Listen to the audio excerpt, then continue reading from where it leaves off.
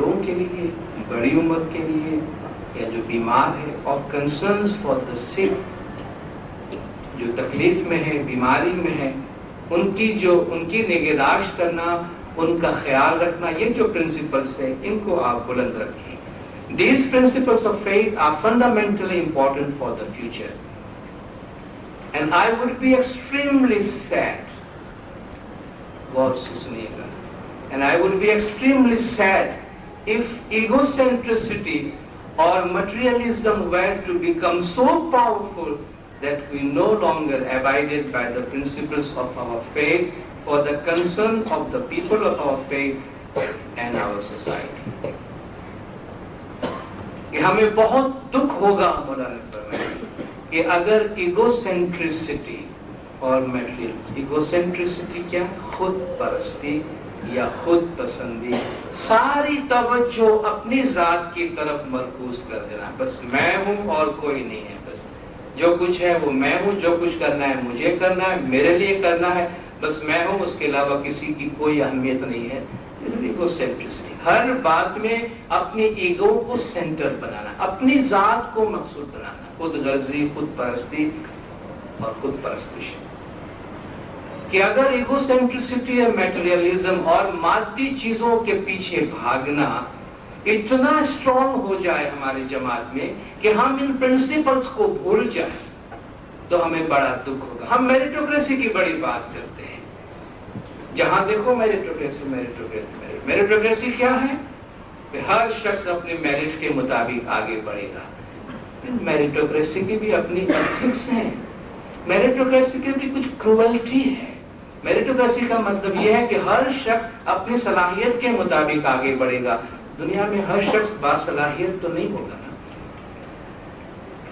صلاحیت کے مطابق آگے بڑھنے والا ایک نمبر ٹاپ پہ آئے گا, دوسرا نمبر 2 پہ, تیسرا نمبر 3 پہ, باقی سب پیچھے رہ جائیں گے. تو میریٹوکریسی کا مطلب تو ایک کھلی جنگ ہے, کمپٹیشن ہے, کٹ تھروٹ کمپٹیشن, ایک دوسرے کا گلا کاٹو اور آگے بڑھو, اپنے میرٹ میں آگے بڑھو. فائن, یہ ایک لحاظ سے اچھا ویلیو ہے کہ ہر شخص کی اس کی صلاحیت کے مطابق قدر کی جائے گی, مگر اس کا ایتھک, اس کے اخلاقیات کدھر ہیں؟ بھائی ہر شخص جو صحت مند ہوگا اس کو اچھا مقام ملے گا, فائن, لیکن یاد رکھیے کہ معاشرے میں لوگ بیمار بھی پڑیں گے. پھر بیمار کا کیا, یہ میریٹوکریسی میں نہیں آتا, اس کو چھوڑو. بھائی جو بھاگ نہیں سکتا, میریٹوکریسی میں نہیں آتا, اس کو پیچھے چھوڑو. بھائی یہ جو امتحان میں فیل ہو گیا, یہ میریٹوکریسی کے معیار پر نہیں آتا, پیچھے چھوڑو. تو کیا میریٹوکریسی یہ ہے؟ کیا میریٹوکریسی کا مطلب یہ ہے کہ جو آگے نکل سکتا ہے نکل جائے, پیچھے کسی کی کوئی فکر, کوئی پرواہ نہ کرے؟ امام نے فرمایا میریٹوکریسی کا مطلب یہ نہیں ہے. میریٹوکریسی میں یہ جو افراتفری ہوگی, اس میں امام نے فرمایا کہ آپ کو کمزوروں کا خیال رکھنا پڑے گا, آپ کو بیماروں کا خیال رکھنا پڑے گا, آپ کو ان کا جو اپنے آپ کو نہیں سنبھال سکتے ہیں ان کا خیال رکھنا پڑے گا. یہ ٹھیک ہے, ورنہ تو ہم صرف سمپل بیپاری ہیں. بھائی میرے ہاتھ میں جتنی طاقت ہے اتنا میں کما لیتا ہوں سوسائٹی میں جا کے, فائن, مگر اس کا کیا جو اتنا نہیں کما سکتا؟ میں نے کوئی ٹھیکہ لیا ہے ساری سوسائٹی کا کیا؟ تو پھر جنروسٹی کس کو کہتے ہیں؟ کنسرن فار دا پور کا کیا مطلب ہے, کنسرن فار دا ویک کا کیا مطلب ہے, کنسرن فار دا سک کا کیا مطلب ہے؟ بھئی آپ کچھ ڈونیشن دیں گے, ہمیں کچھ بیماروں کا علاج کرانا ہے, بھئی ان کو اب اس صحت کی حفاظت نہیں کر سکتے, پیدا کیوں ہوتے ہیں؟ ہماری طرح صحت مند بنے, میریٹوکریسی کے معیار پہ اترے, بیمار کیوں پڑتے ہیں؟ بیمار کوئی اپنے شوق سے نہیں پڑتا, یہ دنیا ہے, یہ سوسائٹی ہے, یہ زمانہ ہے, خدا نے اس کو اسی طرح بنایا ہے. تو میریٹوکریسی سے بھی ہپنوٹائزڈ ہونے کی ضرورت نہیں ہے کہ ہمیں بس دوڑ میں اپنے نمبر کا خیال کرو, باقی کسی کی فکر نہیں کرو. یہ بھی میریٹوکریسی نہیں ہے. آف کورس ہم اپنے آپ کو بہتر سے بہتر بنانے کی کوشش کریں, مگر دوسروں کی تکلیف سے بے خبر نہ رہیں, دوسروں کی ضرورت سے بے خبر نہ رہیں. تو یہ جو پرنسپلز مولا نے کچھ ہمیں بتائی, انہی میں سے, اس طرح میں نے والدین کے حوالے سے بات کی, انہی میں سے ایک بات یہ ہے جو ایتھکس آف سروس ہے. Ethics of service. آپ ہماری جماعت کے مستقبل کے لیڈرز ہیں, آپ ہماری جماعت کے مستقبل کے مجاہدین ہیں. یاد رکھیے اسلام ہر ایک کی دولت پر کچھ فرض عائد کرتا ہے. جس کو خدا نے جو بھی دولت دی ہے اس میں سے کچھ حصہ اسے اپنی جماعت کو, اپنی سوسائٹی کو, ہیومینٹی کو واپس کرنا ہے. اگر ہمارے پاس دولت ہے, پیسہ ہے, مادی دولت ہے, تو ہمیں اپنے دولت میں سے کچھ دینا پڑتا ہے. اسی طرح ہماری زندگی میں جو بھی سرمایہ ہمارے پاس ہے, ہمارے پاس وقت ہے, ہمارے پاس صحت ہے, ہمارے پاس صلاحیت ہے, انٹیلیجنس ہے, ایجوکیشن ہے, کچھ بھی ہمارے پاس ہے, سوسائٹی کا اس پہ حق لگتا ہے, ہیومینٹی کا اس پہ حق لگتا ہے, ہماری جماعت کا اس پہ حق لگتا ہے, اور اس میں سے کچھ حصہ دینا یہ ہماری ایتھک کا حصہ ہے, اور یہ ہے ایتھک آف سروس. ہم میں سے ہر ایک کو مستقبل میں تھوڑا سا ٹائم ضرور آنرری سروس کے طور پر ہماری جماعت کے واسطے نکالنا ہے, کیونکہ یہ ہماری بہت دیرینہ اور بہت ہی پرانی ٹریڈیشن ہے جو آنے والی جنریشنز تک جاری رہنے والی ہے. اس لیے اپنے آپ کو ہم اس کے لیے پریپیئر رکھیں اور اتنا ایگو سینٹرک نہ ہو جائیں کہ بس میرا ٹائم میرا ہے, میرا ایک ایک منٹ قیمتی ہے اور میں جتنا چاہوں اس سے دولت کماؤں. اس سے انسان میں خود غرضی آتی ہے. اور سب سے بڑی بات ہے کہ جب تک ہم شیئر نہیں کریں گے, شیئر کرنا نہیں سیکھیں گے, تب تک جو ہمارے پاس ہے اس کو ہم انجوائے نہیں کر سکیں گے. ہمارے پاس جو ہے اس کو ہم سکون سے اپنی ذات کے لیے اس وقت استعمال کر سکیں گے جب اس میں سے تھوڑا سا ہم شیئر کر سکیں. Use what you need and share what is in excess. تمہیں جو ضرورت ہے وہ تم اپنے پاس رکھو, لیکن جو تمہارے پاس ایکسس میں ہے, جو تمہارے پاس زیادہ ہے, اس کو تم شیئر کرو, کیونکہ شیئر میں برکت ہے. اب ہم ایک اور ایریا کی طرف آتے ہیں جو ہمارے ایتھیکل ٹیچنگز میں سے ہے. اسلام دین اور دنیا دونوں کے درمیان تفریق نہیں کرتا ہے. تفریق ان دا سینس کہ یہ دنیاوی زندگی بھی ہماری دینی زندگی کا ایک حصہ ہے. یعنی ایسا نہیں ہے کہ اگر ہم دن کے وقت میں ہے یا دنیا کے کام میں ہے تو وہاں ہمارے دین کا اور ہماری دینی تعلیمات کا کوئی عمل دخل نہیں ہے. ہم جب خدا کے گھر میں ہیں تو وہاں ہم دیندار ہیں, اور جب خدا کے گھر سے باہر نکلے ہیں تو ہم آزاد ہیں, جو ہمارے جی میں آئے ہم کریں. ابھی جو اخلاق کے پرنسپلز کی میں نے بات کی ہے وہ ہماری ڈیلی لائف کی ہے, وہ ہماری روزمرہ زندگی کی ہے. تو خدا نے یہ تو نہیں فرمایا کہ جب تم میرے گھر میں آؤ, مسجد میں آؤ, عبادت گاہ میں آؤ, بس اس وقت یہ پرنسپل ہے جن پہ تم عمل کرنا, باقی جب تم وہاں سے نکل جاؤ تم جانو تمہارا کام جانے, میرا اس سے کوئی تعلق نہیں. بلکہ ہماری پوری زندگی, بلکہ اسلام جس دین کا نام ہے اس دین کی تعلیمات کو ضابطۂ حیات کہتے ہیں, وے آف لائف کہتے ہیں, زندگی گزارنے کا طریقہ کہتے ہیں. تو ہماری جو دنیاوی زندگی ہے ان دنیاوی زندگیوں میں ہم کس طرح پاک اور صاف ستھرا زندگی گزاریں, اس کے لیے خداوند تعالیٰ کی طرف سے پرنسپلز دیے جاتے ہیں جو صراط مستقیم کا ہم نے ذکر کیا. ہم جو بہتر آخرت کی زندگی کی بات کرتے ہیں, اسلام کبھی یہ نہیں کہتا کہ بس تم آخرت کی اچھی زندگی کی تمنا کرو اور دنیاوی اچھی زندگی کی تمنا نہ کرو. قرآن کی بہترین دعاؤں میں سے یہ دعا ہے کہ ربنا آتنا فی الدنیا حسنۃ وفی الآخرۃ حسنۃ وقنا عذاب النار. کہ اے پروردگار جو دنیا میں ہمارے لیے اچھا ہے وہ ہمیں دے, اور جو آخرت میں ہمارے لیے اچھا ہے وہ ہمیں دے, اور ہمیں عذاب دوزخ سے محفوظ رکھے. تو اسلام یہ تعلیم دیتا ہے کہ ہماری دنیاوی زندگی بھی بہترین ہے. اور مولانا حاضر امام کا بھی فرمان ہے کہ ہم چاہتے ہیں کہ اس دنیا میں جو چیز آپ کے لیے اچھی ہے وہ آپ کو ملے, اور دوسری دنیا میں جو چیز آپ کے لیے اچھی ہے وہ آپ کو نصیب ہو. تو اس دنیا میں ایک پاک اور صاف ستھرا زندگی گزارنے کی بہت ضرورت ہے۔ یہ جو ہمارا جسم ہے، ہماری زندگی ہے، میں پہلے بھی عرض کر گیا، اس کے صرف ہم مالک نہیں ہیں،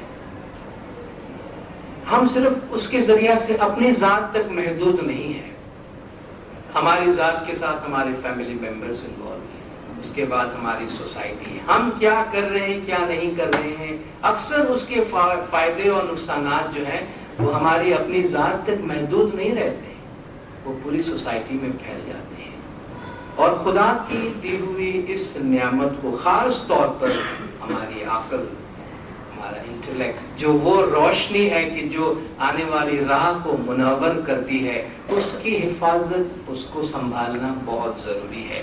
اس لیے انسان سے کہا گیا ہے کہ وہ آزاد رہے اور اپنی عقل کی وجہ سے وہ کائنات کی قوتوں کو مسخر کرے، یعنی اس پہ قابو پانے کی کوشش کرے، بجائے اس کے کہ وہ بری عادتوں کا غلام بن جائے،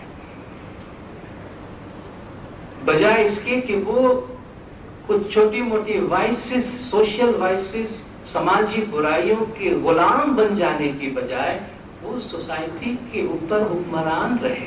اور اکثر آپ کے پیرنٹس کو جو سب سے بڑا خدشہ ہوتا ہے جب وہ آپ سے کہتے ہیں کہ فلان سے نہیں ملو اور فلان سے بات نہیں کرو، ان کا سب سے بڑا خدشہ یہ ہوتا ہے کہ ہماری اولاد بری صحبت میں نہ پڑ جائے اور بری عادتوں میں نہ پڑ جائے، بری سوشل ایونٹس میں نہ پڑ جائے۔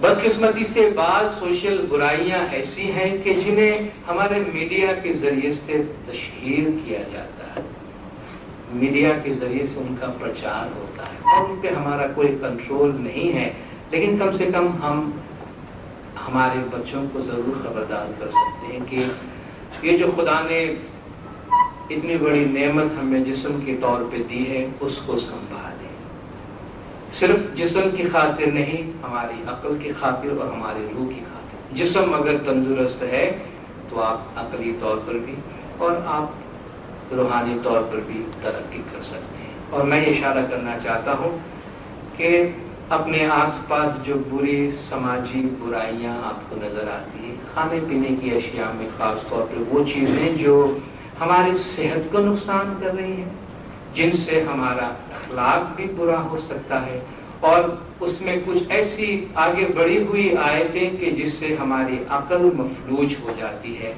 ان سے ہم دور رہیں۔ اب میں یہ بالکل جنرل سٹیٹمنٹ دے کر اس کو یہاں بند نہیں کرنا چاہتا، یہ ایک ایسی بات ہے جس طرح میں نے دوسری باتوں کو بھی بہت کھل کے آپ کے سامنے کی ہے، میں کھل کے بات کرنا چاہتا ہوں۔ ان چیزوں کو آئیڈینٹیفائی کرنا بہت ضروری ہے۔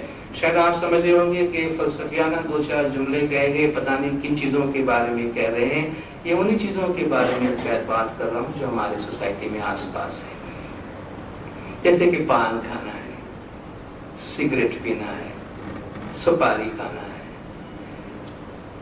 آپ کے ٹیلی ویژن والے آپ کو بتاتے پان پراگ یا گھوٹکا، اور مجھے نام نہیں معلوم کیا کیا لوگ، آپ کو بتا دیجیے گا کیا کیا اور ہوتا ہے اس میں۔ اور اس سے بھی آگے بڑھ کر منشیات کا استعمال، تو اس سے موجودہ کانٹیکس میں اس انسان سے بد نصیب اس وقت اور کوئی بھی نہیں ہے جو ڈرگز کا عادی ہو جاتا ہے، کہ آپ اس کی لاچاری دیکھ سکتے ہیں کہ ایک اشرف المخلوقات میں سے ایک انسان کیسا ہو جاتا ہے کہ نہ اپنے آپ کو سنبھال سکتا ہے، خود کے لیے عذاب اور اپنے خاندان کے لیے عذاب اور اپنے معاشرے کے لیے عذاب بنا۔ ہوا کیا ہے؟ اپنی زندگی سے یا تو فرار حاصل کرنے کے لیے یا کوئی جھوٹ موٹ کا سرور حاصل کرنے کے لیے نہ معلوم کس کی صحبت میں آ گیا، اور عقل کی بات پہ عمل نہیں کر کے عقل ہی کو اپنا غلام بنائے، اور اتنی بڑی قیمتی نعمت کو کوڑی کے مول بازار میں بیچ دیا جاتا۔ تو ان چیزوں سے دور رہیے گا۔ سب سے پہلی بات یہ ہے کہ یہ ہماری ہیلتھ کو ڈسٹرب کرتی ہیں۔ آپ کو بعض چیزیں بہت انوسنٹ نظر آتی ہوں گی، یہ جو آپ کو پان مسالے نظر آتے ہیں اور سونف سپاری آپ کو نظر آتی ہے، یہ سپاری کے لیے ڈاکٹر تو آج آپ کو بول رہے ہوں گے، اب اخباروں میں آنے لگا ہے کہ یہ بری چیز ہے، اور آپ اپنے بچوں کو روکے رکھیں. پچھلے جامع کے فرامین میں آپ کو یہ ملے گا کہ آپ سپاری مت کھائیے یا آپ کے خون کو پانی بنا دیں. ممکن ہے آپ میں سے بہتوں کے پیرنٹس کا بھی جنم نہیں ہوا ہوگا نا اس وقت کا یہ فرمان ہے. آپ کا تو ڈیفینیٹلی نہیں ہوا ہے. آپ کے پیرنٹس بھی پیدا نہیں ہوئے ہیں. یہ اس ٹائم کا فرمان ہے جس میں ہم کو سگریٹ پینے کے لیے منع کیا گیا, پان کھانے کے لیے منع. جس وقت یہ ساری سائنٹیفک انویسٹیگیشن سامنے نہیں آئی تھی, اس وقت امام نے ہمیں فرمایا تھا کہ آپ بہت اسٹرانگ چائے مت پیو اور یہ سپاری مت کھاؤ اور اس قسم کی بری عادتوں سے دور رہو. تو یہ بہت جو انوسنٹ چیزیں آپ کو نظر آتی ہے یا آپ کو فیشن نظر آتی ہوں گی کہ بھئی بہت دفعہ بہنوں کے دوپٹے میں کہیں کونے میں کچھ بندھا ہوتا ہے تو معلوم کیا ہے, پتہ چلا کہ سپاری بندھی ہوئی ہے یا اس قسم کی کوئی چیز. تو پلیز آپ کے پیرنٹس بھی آپ کو منع کرتے ہوں گے, اور ہم اخلاق کی بنیاد پر اس بات کی بات کرتے ہیں کہ ہماری صحت کے لیے نقصان دہ ہے.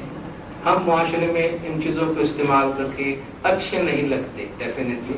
اور امام زمان ہمارے انسٹیٹیوشن جو ہمیں ایک sound body, sound spirit and sound mind دینے کی جو کوشش کر رہے ہیں, اس کی راہ میں یہ چیزیں رکاوٹیں پیدا کر رہی ہے. تو یہ سگریٹ ہے یا تمباکو والا پان ہے یا گٹکا ہے یا پان پراگ ہے یا سپاری ہے یا سونف سپاری ہے, واٹ ایور اٹ از, کوشش کریں ان چیزوں سے دور رہیں. خدا نخواستہ اگر ہم میں سے کوئی بھی بری عادتوں میں انوالو ہے تو کم از کم آج کے اس سیشن کا لحاظ رکھتے ہوئے ان چیزوں سے ہم دور رہیں. اور یقین جانیے کہ اگر ہم نے ان چیزوں کو چھوڑا ہے تو مستقبل میں آپ ضرور ان لوگوں کا شکریہ ادا کریں گے جنہوں نے آپ کو ان چیزوں سے دور رکھا ہے, کہ آپ محسوس کریں گے کہ ایک بہت اچھا کام انہوں نے ہمارے ساتھ کیا. ہم جب اپنی نارمل زندگی گزار رہے ہوتے ہیں, چند اور باتیں عرض کر کے میں اپنی جگہ دوں. اپنی نارمل زندگی میں ہمارے کچھ ایموشنز ہوتے ہیں, ہمارے کچھ اندر کے خیالات ہوتے ہیں جن پر بعض اوقات ہمارا قابو نہیں رہتا ہے, اور ہم کچھ ایسے کام کر بیٹھتے ہیں یا کچھ ایسے جذبات کو اپنے اندر ہم ڈیولپ کرتے ہیں کہ جو آگے چل کر ہمارے لیے نقصان دہ ہوتے ہیں, اور بہت زیادہ باطنی قسم کا, اندرونی قسم کی اذیت کے ہم شکار ہوتے ہیں. تو یہ ایک رائٹ ایج ہے, اچھی عمر ہے کہ اسی لمحے ہم آپ کو یہ بتائیں کہ کس طرح اس کو روکا جائے اور اس کا علاج کیا جائے. اس وقت شاید ہم اسے ایک بچپنا سمجھ کر یا بچپن کی باتیں سمجھ کر نظر انداز کر دیں, لیکن نظر انداز نہیں کرنا چاہیے, اس کو ٹریٹ کرنا چاہیے. خود ہم اپنا جائزہ لے کر اپنے آپ کو ٹریٹ کر سکتے ہیں. کیا ہمیں ہمارے اندر کوئی ایسے جذبات نظر آتے ہیں کہ کی ترقی سے ناخوش ہوتے ہیں؟ جب ہمارا اچھا ہوتا ہے تو ہم خوش ہوتے ہیں, جب کسی اور کا اچھا ہوتا ہے تو ہم ناراض ہوتے ہیں, اس کا اچھا کیوں ہوا, میرا اچھا کیوں نہیں ہوا. اور ہمیشہ یہ چاہتے ہیں کہ ہمارا اچھا ہونا چاہیے, کسی اور کا اچھا نہیں ہونا چاہیے. اور اگر میرا اچھا نہیں ہوا, کسی اور کا اچھا ہوا, تو مجھے اس بات کا دکھ نہیں ہے کہ میرا اچھا نہیں ہوا, اس کا کیوں اچھا ہوا, اس کا مجھے دکھ ہوتا ہے. یہ ابتدا ہے جسے ہم حسد کہتے ہیں, جیلسی. دیکھیں, حسد اور رشک میں فرق ہے. رشک وہ ہے کہ آپ کو کسی شخص کی کوئی اچھی صفت پسند آتی ہے اور ہم چاہتے ہیں کہ ہمارے اندر بھی وہ صفت آ جائے, ہم بھی ان کے جیسے اچھے بنیں, ہم بھی ان کے جیسے ترقی کریں, ہم بھی ان کے جیسے آگے بڑھیں, ہم ان کو ایک آئیڈیل بناتے ہیں اپنے لیے. یہ ایک اچھی صفت ہے. اور حسد کا مطلب یہ ہے کہ ہمیں کسی میں کوئی اچھی چیز نظر آئے تو ہمیں وہ ناپسندیدہ لگنے لگتی ہے, اور ہم یہ کوشش کرتے ہیں, ایک تو دل میں خواہش رکھتے ہیں اور خواہش کے ساتھ ساتھ پھر اس کو ہم ایگزیکیوٹ بھی کرتے ہیں, عملی جامہ بھی پہناتے ہیں کہ کسی نہ کسی طرح اس سے اگر مجھے یہ صلاحیت نہ ملے تو کوئی بات نہیں, مگر کم از کم اس سے یہ صلاحیت ضرور چھین جانی چاہیے کیونکہ مجھے تکلیف پہنچاتی ہے. اس کو حسد کہتے ہیں.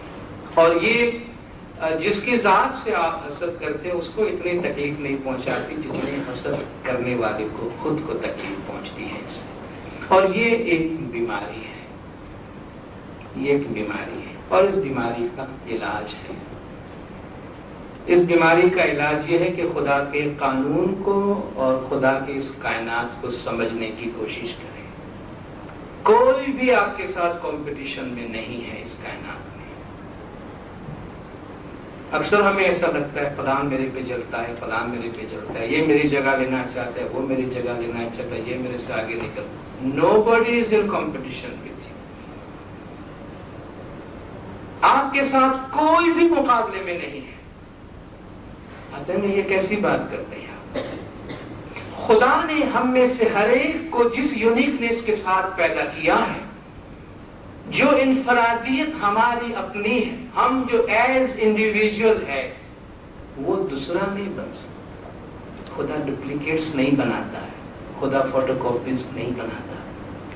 خدا ایک یونیک چیز کو معجزے کے طور پہ بناتا ہے. تو خدا نے ہر چیز کو اپنی جگہ یونیک بنایا ہے. اس لیے ہماری اور آپ کی یونیکنیس کو ریپلیس کرنے کے لیے کوئی کمپٹیشن میں نہیں ہے. تو کیوں گھبراتے ہیں، کیوں ڈرتے ہیں؟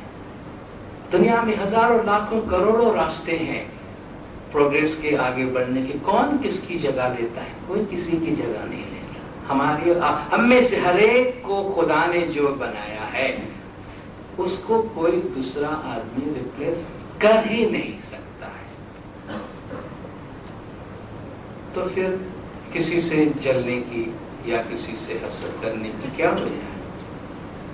ہم اگر اپنی ذات کی طرف کنسنٹریٹ کریں، اگر ہم اپنی ترقی کی طرف دھیان دیں، ہمیں جو کام کرنا ہے اس کی طرف اگر ہم دھیان دیں، دوسرا کون کیا کر رہا ہے، کیا نہیں کر رہا ہے، کیا کہہ رہا ہے، کیا نہیں کہہ رہا ہے، اس کی طرف اگر ہم دھیان نہ دیں تو ہمیں کس قسم کی کوئی پریشانی نہیں ہوگی. یاد رکھیے، حسد کر کے اگر کوئی کسی کو نقصان پہنچانے کی کوشش کرتا ہے، تھوڑی دیر سے وقتی طور پر وہ کامیاب ہوتا ہے، لانگ ٹرم پہ کامیاب نہیں ہوتا. یاد رکھیے، اگر ہم نے کسی کا برا کرنا چاہا، میں اسی پہلے نقطے کی طرف آتا ہوں، اگر ہم نے کسی کی راہ میں رکاوٹیں پیدا کرنے کی کوشش کی تو کیا ہوگا؟ ہمارا برا ہوگا، ہماری راہ میں رکاوٹیں پیدا ہوں گی، اور جن کی راہ میں ہم نے ایک رکاوٹ پیدا کی ہے خدا اس کے لیے 100 دروازے کھول دیں. اگر کسی کے برا کرنے سے کائنات کے دوسرے کا برا ہو جاتا تو خدا میں کائنات میں قانون مخافات عمل جیسی کوئی چیز نہیں ہوتی. اب تاریخ میں دیکھیں، یوسف علیہ السلام کے بھائیوں نے اپنے بھائی سے دشمنی کر کے اس کو کنویں میں ڈال دیا تھا. آپ نے قرآن کا یہ قصہ سورہ یوسف کا پڑھا ہوگا. کیونکہ باپ یوسف سے بہت محبت کرتا تھا، بھائیوں کو جلن ہوئی کہ یہ باپ کا بڑا چہیتا ہے، اس کو کہیں ٹھکانے لگا دو کہ باپ ہم سے محبت کرے. تو انہوں نے یوسف علیہ السلام کو اٹھا کر کنویں میں ڈال دیا. باپ سے آ کر کہا کہ یوسف کو بھیڑیا کھا گیا ہے. وہ سمجھ رہے تھے قصہ ادھر ختم ہو گیا. ادھر خدا نے یوسف علیہ السلام کو کنویں سے نکالا، ان کو مصر بھیجا، اور عزیز مصر کا یوں سمجھیے کہ بادشاہ بنا دیا.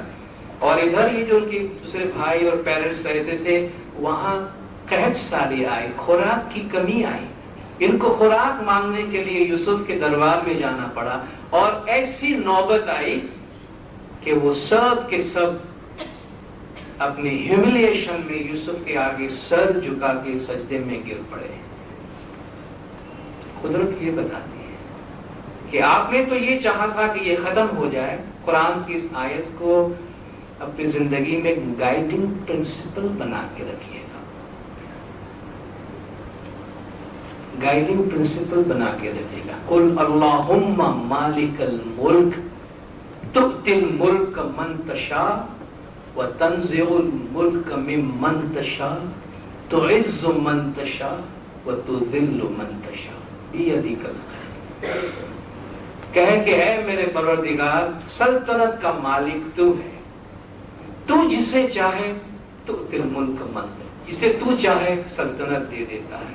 व तंज़िउल मुल्क मिम्मन तशा, जिससे तू चाहे सल्तनत छीन लेता है। तो इज़्ज़ु मन तशा, तू जिसे चाहे इज्जत देता है। तो दिल्लु मन तशा, तू जिसे चाहे जलील कर देता है। तेरे हाथ में नेकी है, बस ये इज्जत, आबरू, तरक्की और जिल्लत उस खुदा के हाथ में है। और इस प्रिंसिपल के तहत काम करें। मक्का वालों ने हुजूर को मक्का से निकाल के समझ लिया कि हमने किस्सा तमाम कर दिया। चंद सालों के बाद हुजूर फातेह बन के मक्का में आए, और वही लोग जो आपके खून के प्यासे थे सर झुकाकर आपके सामने खड़े हुए थे। लेकिन आपने फरमाया इस्लाम की तालीम ये है कि ला तसरीबा अलैकुमुल यौम, मैं तुमसे कोई बदला नहीं लेता, मैं तुम्हें माफ करता हूं। तो कभी भी किसी के लिए बुरा सोचना नहीं, कभी किसी का बुरा चाहना नहीं। देखिए, लोगों को आगे बढ़ाने की कोशिश करें। इस उम्र में हम में ऐसी खींचातानी होती ही रहती है कि हम राहों में रुकावटें पैदा करने की कोशिश करते या चाहते हैं इसका ये ना हो, उसका वो ना हो। कोशिश करें लोगों को आगे बढ़ाने की। किसी का हाथ पकड़कर अगर हम उसको आगे बढ़ाएंगे ना, तो आप देखिए उनके साथ साथ हम खुद भी आगे बढ़ जाते हैं। कहते हैं ना कि आप किसी डूबती हुई किश्ती को अगर किनारे पे पहुंचा देते हैं तो आप खुद ब खुद किनारे पे पहुंच जाते हैं। आपको किनारे पहुंचने की मेहनत नहीं करनी पड़ती। आप किसी बेसहारे का सहारा बनते हैं तो आपको खुद को सहारा मिल जाता है। तो हम दूसरों को आगे बढ़ाने की कोशिश करें, हम खुद ब खुद आगे बढ़ जाते हैं। तो ये जो दूसरों की राहों में ये जो नेगेटिव थिंकिंग है, जो नेगेटिव एटीट्यूड है, उससे जो नूरानियत का फ्लो है, नूरानियत के फ्लो में रुकावट पैदा होती है, जिससे हमारे वजूद के अंदर डार्कनेस पैदा होता है। इसलिए उससे गुरेज करें। और एक और बात कि जहां दूसरों के बारे में बुरा सोचना नहीं चाहिए, बुरा करना नहीं चाहिए। एक और छोटी सी बात अर्ज करूंगा, दूसरों के बारे में बुरा बोलना नहीं चाहिए। अल्फाज जो है बिल्कुल उसी तरह है जिस तरह आप पानी में कोई चीज डालते हैं। एक चीज आप एक पुरसुकून झील में डाल देते हैं तो आप देखते हैं उसके रिपल्स 150 रिपल्स जो है वो फैलते रहते हैं। इसी तरह हम कोई बुरी बात करेंगे, बात करके हम तो चलेंगे मगर उसके असरात दूर दूर तक जाते हैं। इसी तरह हम किसी से कोई अच्छी बात करें तो उसके भी इतने रिपल्स होते हैं। तो हम कोशिश करें, खुदा ने हमें बदगोई करने से यानी दूसरों का बुरा बोलने से, दूसरों का ऐब जाहिर करने से। अब देखिए, मैं बार बार उसी प्रिंसिपल, क्योंकि ये प्रिंसिपल ऐसा है जिसको आप कभी भी झुटला नहीं सकते। क्या हम चाहते हैं कि हमारा ऐब छुपाया जाए? अगर मुझ में कोई ऐब है तो मैं चाहता हूं कि ये ऐब किसी को पता न चले, ये ऐब छुपा हुआ रहे। तो उसका क्या तरीका है? देखिए, हम दूसरों का ऐब छुपाएंगे, हमारा ऐब छुपेगा। हम दूसरों का ऐब खोलेंगे तो हमारा ऐब खुलेगा। खुदा का एक नाम है सत्तारुल उयूब। सत्तारुल उयूब, दूसरों के ऐब पे पर्दा डालने वाला, दूसरों की खामियों को छुपाने वाला, दूसरों की खामियों को नजरअंदाज करने वाला। तो हम कौन होते हैं किसी की खामियों को खोलने वाले? जब हम दूसरों की खामियों को ढांपेंगे तो नेचुरली हमारी अपनी खामियां भी जो है वो ढप जाएगी। इसलिए खुदा ने गीबत को, सिर्फ मैं यहाँ रिपीट करता हूँ, गीबत को बहुत ही बुरी आदत और इतना घिनौना कि अयुहिब्बु अहदुकुम अन याकुला लहमा अखीहि मैतन फकरिहतुमूह। एक दूसरे की गीबत नहीं करना, वला यक्तब बाज़ुकुम बाज़, एक दूसरे की गीबत नहीं करना। क्या तुम में से कोई अपने मरे हुए भाई का गोश्त खाना पसंद करेगा? ये कुरान की आयत है। किसी का ऐब जाहिर करना या किसी के लिए बुरा बोलना बिल्कुल ऐसा ही है कि जैसे कोई अपने मरे हुए भाई का गोश्त खाता है। इतना घिनौना काम है कि हम पीठ पीछे किसी को दागदार कर देते हैं, और आप जानते हैं उसके बाद उसको करेक्ट करना बहुत मुश्किल हो जाता है। जब हम اپنے الفاظ کے ذریعہ کسی کی شخصیت کو داغدار کر دیتے ہیں، تو یہ بہت مشکل ہوتا ہے کہ ہم اس کی جو ڈیمیج اس کو ہم نے کیا ہے اس کو ہم ریپلیس کر سکیں۔ جو بہت اہم صفت کی جس کی ضرورت ہے ہماری لائف میں ایک چھوٹی سی چیز اسی حوالے سے شیئر کرنا چاہوں گا۔ بہت انٹرسٹنگ چیز ہے یہ۔ ہم جب ایڈ کی بات کرتے ہیں، یہ ایک تالیکہ میں آپ کے ساتھ شیئر کرنا چاہتا ہوں، کیونکہ اس کا جو کانٹیکسٹ ہے وہی ہے کہ چھوٹے بچوں کے حوالے سے یہ بات ہوئی تھی۔ یہ 1977 کی بات ہے۔ کراچی کے ایک جماعت خانے کی ایک لڑکی تھی، میں نام اور ڈیٹیلز میں نہیں جاتا۔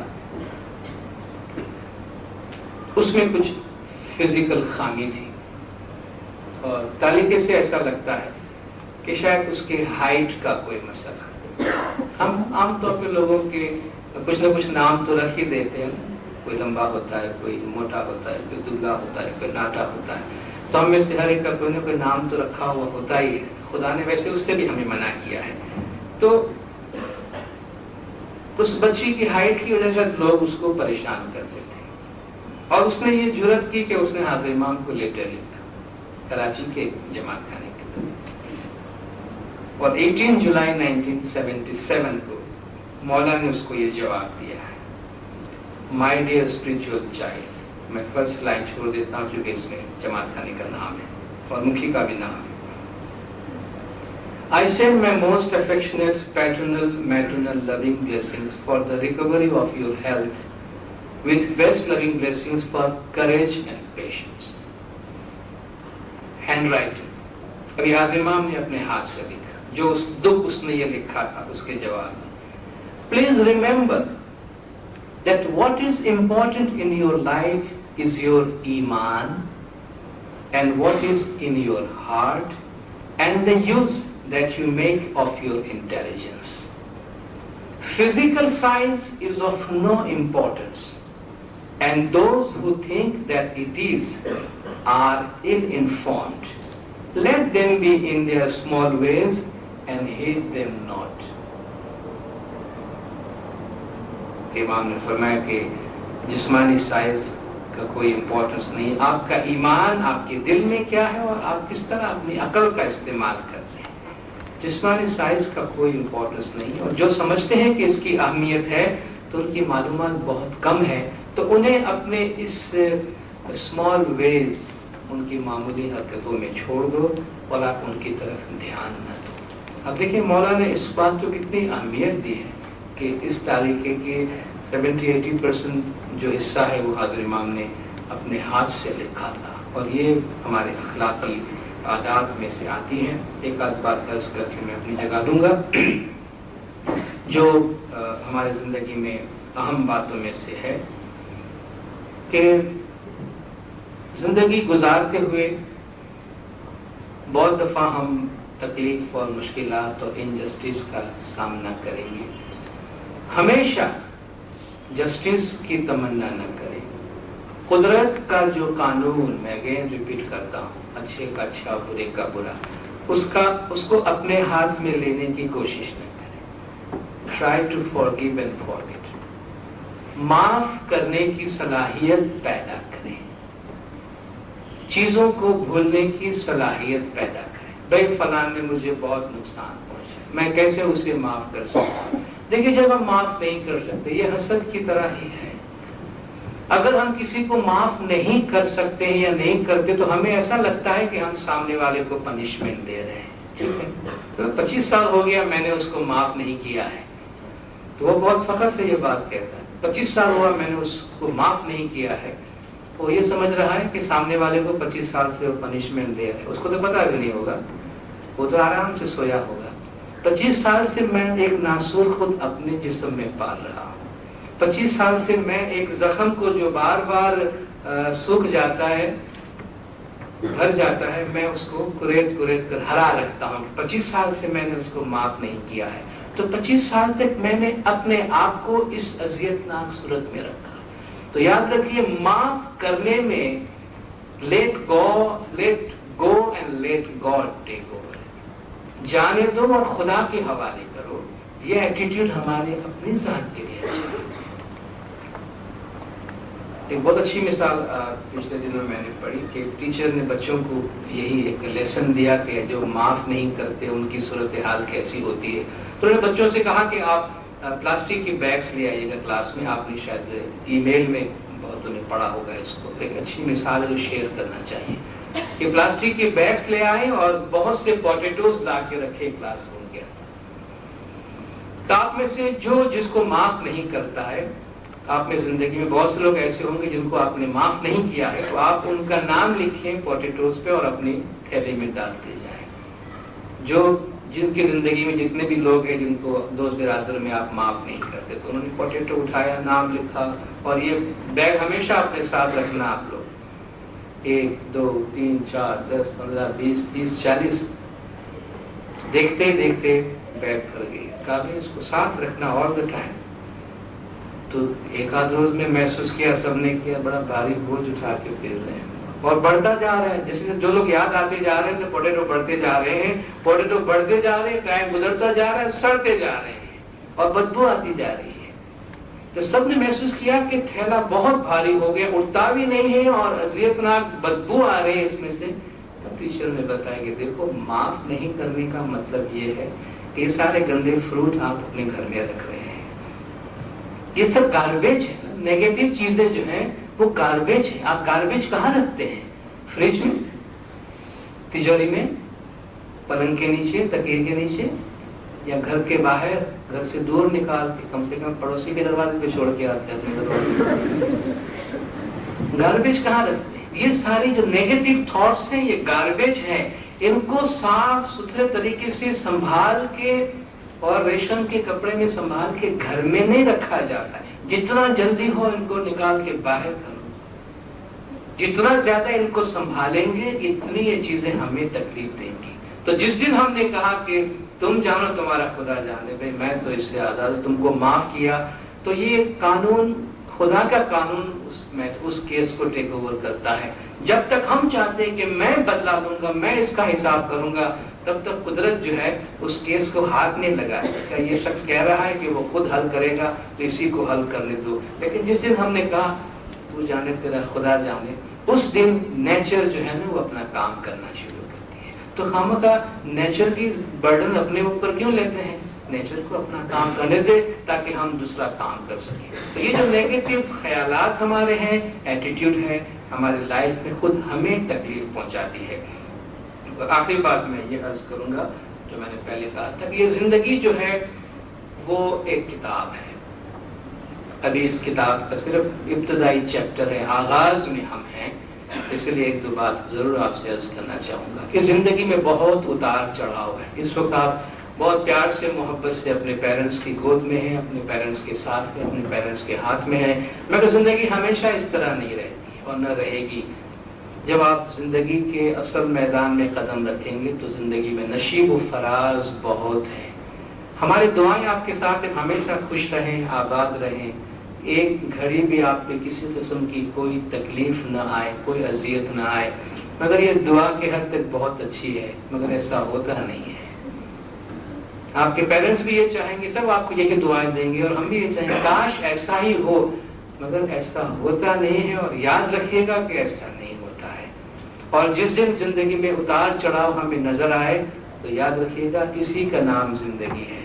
زندگی میں ہمیشہ دن نہیں ہے، زندگی میں ہمیشہ رات نہیں ہے، زندگی رات اور دن دونوں مل کر بنتی ہے۔ زندگی میں اتار ہے، زندگی میں چڑھاؤ ہے، زندگی میں خوشی ہے اور زندگی میں غم ہے، یہاں مسکراہٹیں ہیں، یہاں رونا بھی ہے، آنسو بھی ہے، اذیتیں ہیں، یہ سب لائف کی ریالٹیز ہیں۔ صرف کامیاب ہونا مت سیکھیے گا، صرف کامیابی کو نصب العین مت بنائیے گا۔ ڈیفینیٹلی کامیابی کو نصب العین بنائیے، مگر یاد رکھیے فیلئرز بھی زندگی کی ریالٹیز ہیں، اور فیلئرز کو کبھی فیلئر کے طور پہ مت لیجیے گا۔ Failure is just another result, different result. تو زندگی میں جس طرح خوشی کو ایکسپٹ کرنے کی تمنا رکھتے ہیں، یاد رکھیے ہمیں زندگی میں ایسے مواقع بھی آئیں گے جہاں غم کے ساتھ، جہاں انجسٹس کے ساتھ، جہاں ناکامی کے ساتھ سمجھوتا کرنا پڑے گا، اور وہاں بھی بہت خوشی کے ساتھ یہ کرنا ہمارے ضروری ہے، اور وہ کرنا سیکھنا چاہیے۔ تو جب ہم نشیب اور فراز دونوں کو دیکھیں گے، رات اور دن کا سرکل جب پورا ہو جائے گا، تب ہمیں صحیح معنی میں پتہ چلے گا کہ دن کیا ہوتا ہے۔ ہمیں شہرت بہت اچھی لگتی ہے، شہرت میں بہت مزہ ہے، زندگی میں کوئی فل ٹائم شہرت کا نہیں رہتا۔ ان کی زندگی میں بھی ایسے مواقع آتے ہیں جہاں انہیں اپنے آنر کو ڈیفینڈ کرنے کی ضرورت پڑتی ہے، اور وہ سوچتا ہوں کہ یار میں نے کون سا ایسا بڑا گناہ کیا ہے، لیکن دس از ہاؤ لائف، زندگی اسی طرح چلتی ہے۔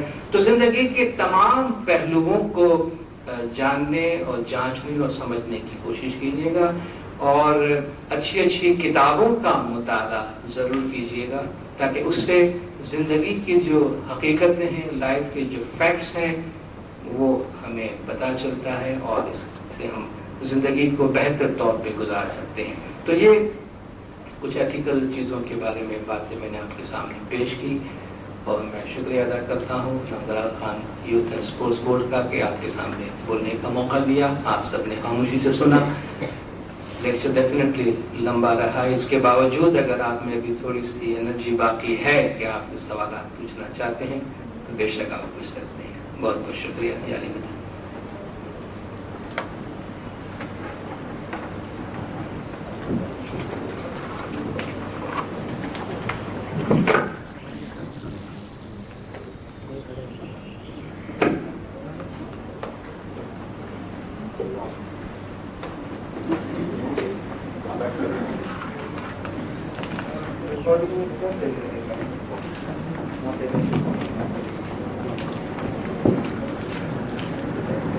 Sir you have just told کہ مطلب معاف کر دینا چاہیے، اور مطلب سب باتوں کو بھلا دینا چاہیے، let go and give to God everything, ٹھیک ہے؟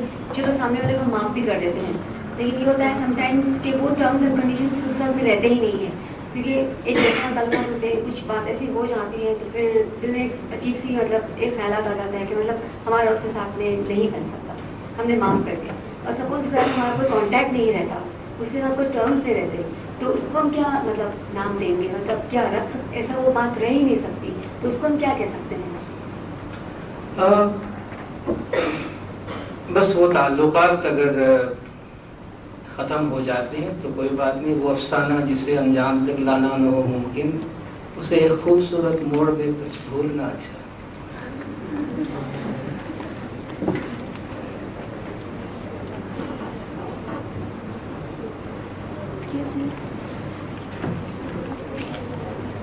سر ابھی آپ نے بات کی کہ غیبت بری چیز ہے، ٹھیک ہے، اس سے تو ایگری کرتے ہیں، لیکن سر کبھی کبھار ہم لوگ معاشرے کے اندر ڈفرینٹ گیدرنگس میں ہوتے ہیں، کلاس کے اندر ہوتے ہیں، فیملی گیدرنگس میں ہوتے ہیں، اور جہاں پر اگر دوسرے لوگ غیبت کر رہے ہیں، رائٹ، تو ہم لوگ وہاں پہ بیٹھے ہوئے ہیں، ہمارے کان تو کھلے ہیں، ہم سن رہے ہیں، اور ہم ان کا منہ بند بھی نہیں کر سکتے، تو اس ٹائم پہ ہمارا رد عمل کیا ہونا چاہیے؟ یہ ایک دشوار صورتحال ہوتی ہے ہمارے لیے، کیونکہ غیبت کرنا اور سننا دونوں کو ایکولی برا قرار دیا جاتا ہے۔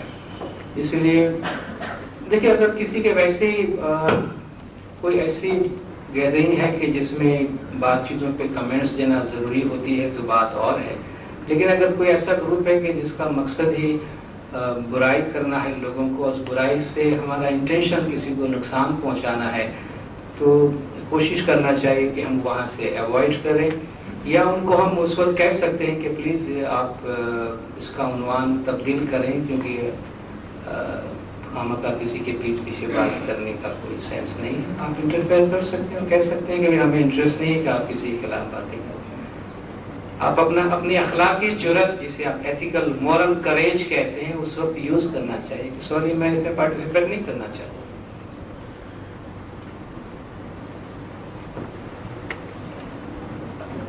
سر میں کچھ اس سلسلے میں کہنا چاہتا ہوں، میرا ایکچولی سوال تو نہیں ہے، لیکن میں آپ ہی کی بات کی تائید کرتے ہوئے کچھ کمنٹس پاس کرنا چاہتا ہوں، اگر آپ اجازت دیں۔ میں نے کہیں پڑھا تھا اور اپنی نالج دوسروں کے ساتھ شیئر کرنا چاہتا ہوں کہ کسی سے پوچھا گیا کہ اگر ہم کسی کے پیٹھ پیچھے بات کرتے ہیں تو اسے کیا نام دیں گے؟ تو اس نے کہا کہ غیبت. تو اس نے کہا کہ اگر وہ سچی بات ہے اور اس کی ہی ہم بات اس کے پیٹ پیچھے کرتے ہیں تو یہ کہا کہ وہ غیبت ہے، ادروائز وہ تہمت ہے. تو لہذا کسی کی اگر کوئی نیگیٹو بات ہے تو وہ اس کے پیچھے نہیں کرنی چاہیے. دوسرا، جس طرح آپ نے کہا کہ برائیوں کو ساتھ نہیں پالنا چاہیے اور پیٹوٹوز کی آپ نے مثال دی، اسی میں ایک اور چیز بھی میں ایڈ کرنا چاہوں گا کہ کہیں پہ میں نے پڑھا تھا کہ جو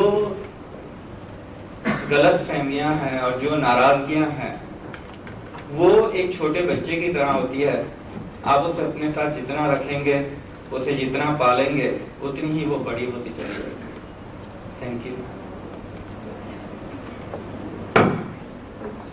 بہت اچھے کمنٹس تھے آپ کے. آپ میں سے اور بھی کوئی شیئر کرنا چاہیں؟ ضروری نہیں کہ آپ صرف سوال ہی کریں، کسی بھی بات کی تائید کرنا چاہیں یا اپنے تھاٹس یا وزڈم جو آپ کے پاس ہے آپ اس کو پلیز شیئر کرنا چاہیں تو ضرور کر سکیں.